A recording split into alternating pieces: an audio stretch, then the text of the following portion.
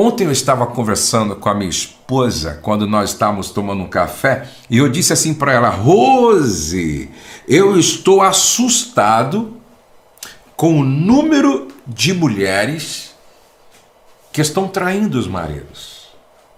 Gente, eu recebo aqui com frequência mulher dizendo: olha, beijei meu ex-namorado, isso é pecado de adultério? Casada. Olha, eu fiz algumas coisas impróprias virtualmente, não é? Ele do outro lado e eu aqui, não é? E a gente fez algumas coisas que não deveria ter feito. Casada. Olha, eu tive uma relação sexual com um amigo. Casada. E pior, eu pergunto aí para a irmã: você é membro de uma igreja? Ah, sim, eu sou membro e às vezes ainda lidera um departamento. Jesus, aonde é que a gente vai parar com isso? Eu quero falar sobre fidelidade. Jesus, no Sermão da Montanha, ele, no capítulo 5, verso de número 27 e 28, ele disse assim, ó: ouviste que foi dito, não adulterarás. Eu, porém, vos digo, qualquer que olhar para uma mulher com intenção impura, no coração já adulterou com ela. Ainda ontem eu recebi uma pergunta de uma irmã. A irmã disse assim para mim: Pastor Josué, sentir atração com frequência por uma pessoa é pecado? Olha o que Jesus diz. Qualquer que olhar para uma mulher, pode ser o inverso também, né? Para um homem, no caso a mulher, com intenção impura, no coração já adulterou com esta pessoa. Veja que Paulo, escrevendo para Timóteo, ele disse assim, ó: da mesma sorte quanto as mulheres, é necessário que sejam elas respeitáveis, não maldizentes, temperantes e fiéis em tudo. Presta atenção, Paulo está dizendo fiéis em tudo. O diácono seja marido de uma só mulher, governe bem seus filhos e a própria casa. Agora, tem um texto aqui que eu gostaria que você pegasse caneta, papel, para marcar. Tiago, capítulo 1, do verso 14 ao verso 16. Tiago, capítulo 1, do verso 14 ao 16, diz assim: cada um, porém, é tentado. O que você precisa entender sobre tentação? Ser tentado não é pecado. O pecado está em ceder à tentação. Olha aí, ó, cada um, porém, é tentado. E não diz que vai ser, não diz que foi, não diz que talvez seja, diz é tentado. Então eu sou tentado, o Pedro é tentado, o Claudivan é tentado, a minha esposa é tentada, você é tentado, todos nós somos tentados, certo? É impossível viver a vida sem passar pela experiência da tentação. Inclusive em Hebreus diz que Jesus em tudo foi tentado. Aí o texto continua: cada um, porém, é tentado pela própria cobiça, sendo por esta arrastado e seduzido. Olha, em todo esse texto de Tiago, não aparece a figura do diabo. Interessante isso. Olha aqui, ó. Cada um é tentado, cada um, porém, é tentado pela própria cobiça, sendo por esta arrastado e seduzido. Então a cobiça, tendo engravidado, dá à luz o pecado, e o pecado, após ter se consumado, gera a morte. Meus amados irmãos, não se deixe enganar. Se você me pergunta, quando se trata de tentação, quem é o nosso mais perigoso inimigo? Não é o diabo. Quando se trata de tentação, o nosso mais perigoso adversário, inimigo, não é o diabo. É você mesmo, é eu mesmo. O meu mais perigoso adversário sou eu mesmo. Você lembra quando Paulo deu aquele grito na sua carta? Miserável homem que sou, quem me livrará do corpo desta morte? Lembra disso? Paulo estava falando dessa velha natureza, desse velho homem tendencioso a pecar. Então o texto está muito claro que dentro de nós habita uma natureza pecaminosa, o velho homem. Paulo chega ao ponto de dizer aos Gálatas que dentro da gente existe uma guerra entre o espírito e essa velha natureza, se opondo um ao outro e cada um querendo prevalecer sobre o outro. Eu penso que algumas verdades é preciso ficar muito claro aqui. Todo pecado é precedido por uma tentação. Então, se você quer vencer o pecado, primeiro você tem que vencer a tentação. Porque todo pecado é precedido por uma tentação. Ainda hoje eu estava orando, e eu estava orando com base naquilo que Paulo disse aos Filipenses, capítulo 4. Paulo mostrou aos Filipenses o caminho para se viver uma vida de vitória sobre a tentação, quando ele disse que o que deve encher sua mente, o que deve ocupar sua mente, não é? Ele diz, olha, tudo que é justo, tudo que é puro, tudo que é nobre, tudo que é verdadeiro, não é? Tudo que é de boa fama, seja isso que ocupe o seu pensamento. Então, eu quero que vocês entendam, preste atenção, a nossa vida é o resultado daquilo que nós pensamos. Agora, ó, é pensamento, sentimento, comportamento e resultados. Você é o resultado daquilo que você alimenta a sua mente, entendeu? Quem alimenta a sua mente só com coisas que são imorais, consequentemente, o seu sentimento vai ser imoral, seu comportamento imoral, e os resultados vão ser os piores possíveis. Então, todo pecado é precedido por uma tentação. Então, se você quer vencer o pecado, você precisa vencer a tentação. E é sutil, viu, gente? Quando a Bíblia fala de seduzir, seduzir no grego, no original, dá a ideia do trabalho de um caçador. Outro dia eu estava ensinando os meus netinhos como eu, quando criança, caçava passarinho. Eu estava ensinando, aí eu fui lá, cortei bambu, montei uma arapuca, trouxe aqui para casa. E aqui em casa nós temos um criadouro de passarinho. A gente coloca fruta, a gente coloca alpiste, não é? A gente coloca ração para os passarinhos. Então vem bastante passarinho aqui. De baixo, então eu armei a arapuca, né? Eu fiz essa coisa aqui do caçador. Então você arma a arapuca, não é?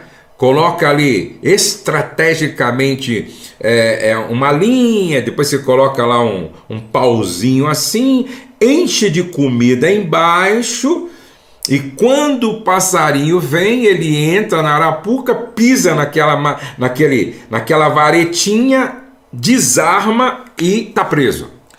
Só que, para atrair os passarinhos, primeiro a gente oferece comida gratuitamente. Primeiro a gente oferece bastante comida gratuita, não é? Gratuita. Quando os pássaros se sentem confortáveis, comendo todo dia aquela comida de graça, aí arma a arapuca. Não é diferente a ação do diabo para levar você, eu, nós ao pecado. Agora escute, por favor. É um processo lento com a intenção de aprisionamento, intenção de te aprisionar e te matar espiritualmente. E começa assim aos poucos, gente. Começa aos poucos. Entendeu? Veja aqui. O cara que é viciado em cocaína, ele não começou cheirando uma carreira desse tamanho de cocaína. Ele começou com uma maconha. Fuma aí, de graça, fuma aí e tal. Aí experimentou, achou interessante. Aí numa outra oportunidade, aí ó, cheira uma carreirinha aí pra você ver que barato é. Daqui a pouco outra. Daqui a pouco a pessoa está procurando, daqui a pouco está comprando, daqui a pouco está traficando. Começa com os poucos. Quando eu falo que o vício em pornografia abre um caminho para o adultério, esse é o processo. Esse é o caminho. Essa é a estrada. Esta é a jornada. Percebe? Agora, preste atenção. Por que muitos não vencem a tentação? Essa é uma pergunta para hoje. Por que muitos? Por que Eva não venceu a tentação? Por que Adão não venceu a tentação? Deixa eu falar de Eva aqui. Preste atenção, vamos abrir a Bíblia em Gênesis capítulo de número 3. Vamos lá. Gênesis capítulo de número 3. Vamos ver por que Eva não venceu a tentação, gente. Por que Eva não venceu a tentação? Capítulo 3 de Gênesis, verso 1 a seguir. Ora, a serpente era mais astuta que todas as animarias do campo que o Senhor Deus havia feito. E esta disse à mulher: é assim que Deus disse: não comerei de toda árvore do jardim? E disse a mulher à serpente: do fruto das árvores do jardim comeremos, mas do fruto da árvore que está no meio do jardim, disse Deus: não comereis dele, nem tocareis, para que não morrais. Então a serpente disse à mulher: certamente não morrereis, porque Deus sabe que no dia que dele comer, se abre aos olhos, e árvore desejável para dar entendimento, tomou do seu fruto e comeu, e deu também a seu marido, e ele comeu com ela. Presta atenção. Segundo ponto, Eva ouviu quem não deveria estar ouvindo. Aqui, gente, como eu gostaria de gritar isso para todos os homens e mulheres. Segundo, começa a ouvir quem não deveria estar ouvindo. Os nossos ouvidos são as janelas de acesso para a nossa alma. Vou repetir. Os nossos ouvidos são as janelas de acesso para a nossa alma.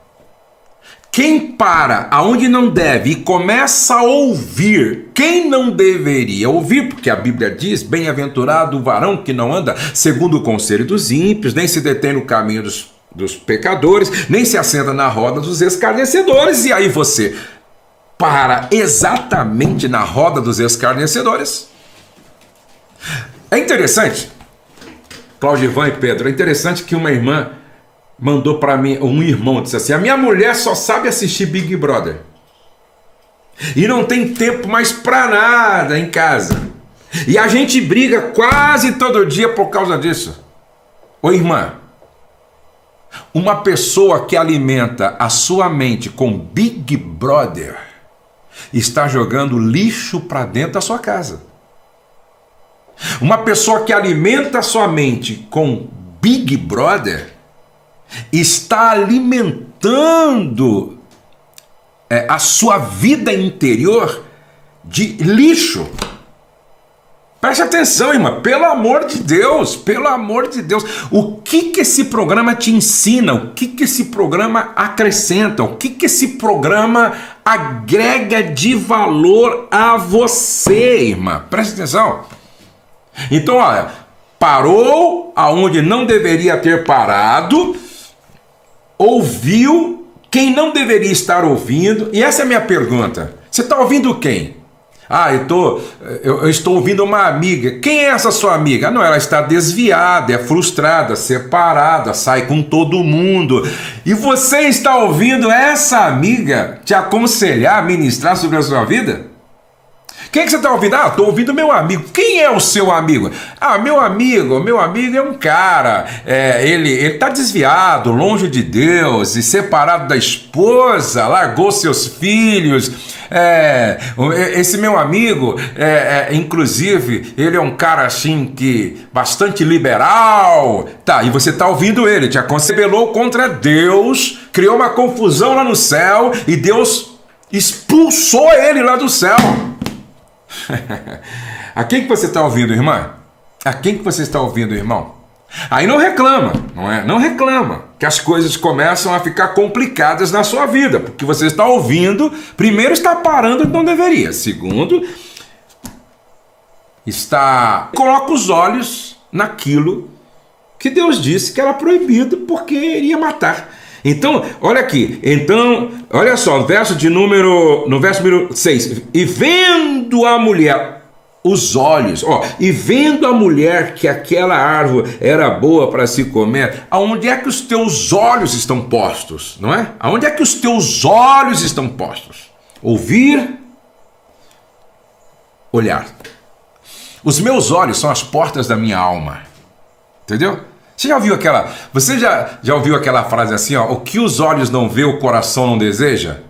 Os olhos são as portas da nossa alma. A gente precisa vigiar os nossos olhos, não é? O grande problema de algumas pessoas é o excesso de confiança, né? É o excesso de confiança. Pensar que está no controle ao flertar com o pecado, não é? Pensar que está no controle ao flertar com o pecado. Outro problema é não colocar limites. Eu gosto do que um pastor disse. Um pastor disse assim, nada, quando se trata de tentação, de sexo oposto, nada é a prova da idiotice. Eu gostei do que esse pastor disse. Nada é a prova de idiotice. E é quando você pensa que é forte que a casa começa a cair. É assim. Quando você pensa que é forte, que a casa começa a cair. Então, vigie os seus olhos, vigie seus ouvidos, preste atenção onde você está parando, tá? Não pare no lugar, no território do perigo, né? Do perigo. Tem gente que estaciona o carro nos portos porque que está dando errado, que as coisas estão esquisitas para o seu lado, certo? E um outro grande problema também é quando a pessoa não confessa a tentação, não é? O pastor Abel Uber sempre fala que quem sozinho pode ser vencido, mas dois conseguem defender-se, e o cordão de 3 dobras não ausência. Agora vamos lá. Josué, quero saber quais são os sinais de que um homem está traindo a mulher. E quais são os sinais que uma mulher pode estar traindo o homem. Então vamos lá. Por favor, gente. Eu quero que você considere todos os sinais, porque se você ficar apenas com um, você pode pré-julgar de forma leviana e errada, tá? Então vamos lá. Primeiro sinal, ele tem um novo círculo de amigos que você não conhece. Esse é o primeiro sinal, tá? Quando, olha, os círculos sociais mudam, mas a mudança também pode significar que ele encontrou alguém novo e interessante e ele não quer que você saiba quem é. Segundo sinal, os hábitos tecnológicos dele mudaram. Você pode descobrir que o seu parceiro tem uma conta de e-mail que você nunca viu. Ou talvez ele tenha 2 telefones celulares e você não sabe o número de um deles. Outro sinal comum é quando ele começa a atender ligações e sair de perto, sempre dizendo que é trabalho e fica na defensiva quando você se aproxima do telefone.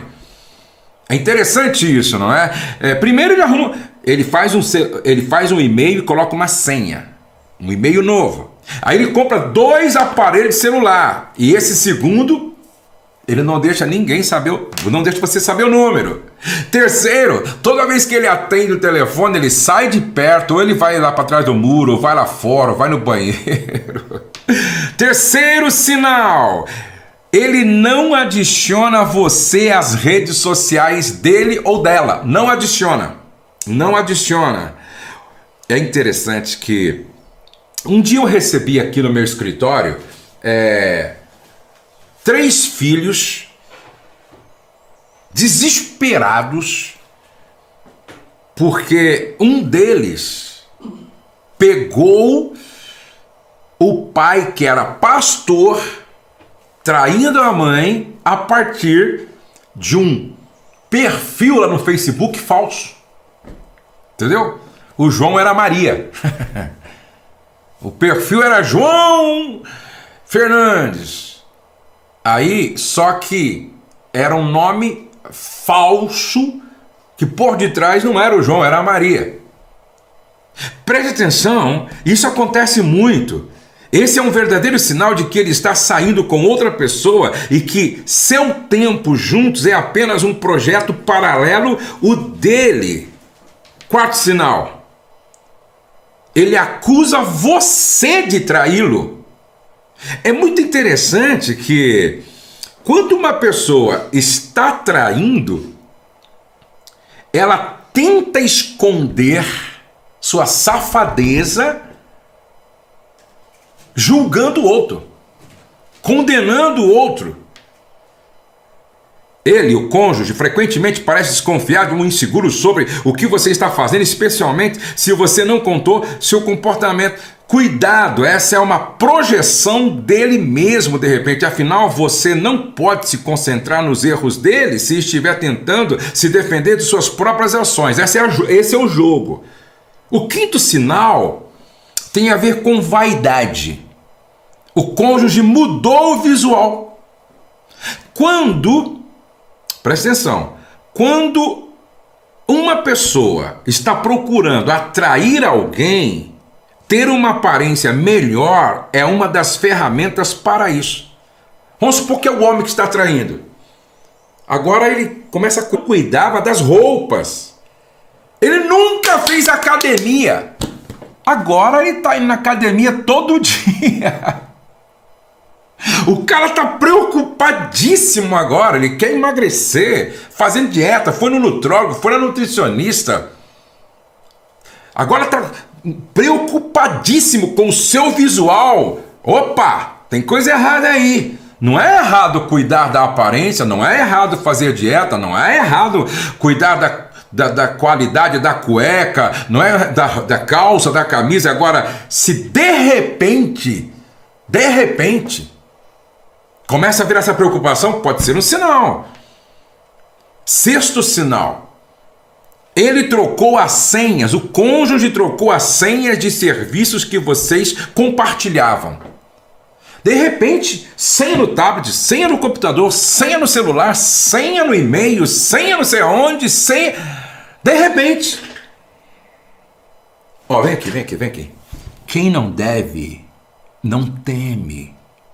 E quem está casado é uma sociedade. Na minha casa, por exemplo, minha esposa pode ler a hora que ela quiser aqui o computador, pode ler a hora que ela quiser aqui o tablet, pode ver o celular. 7º sinal. A vida sexual ficou quase inexistente.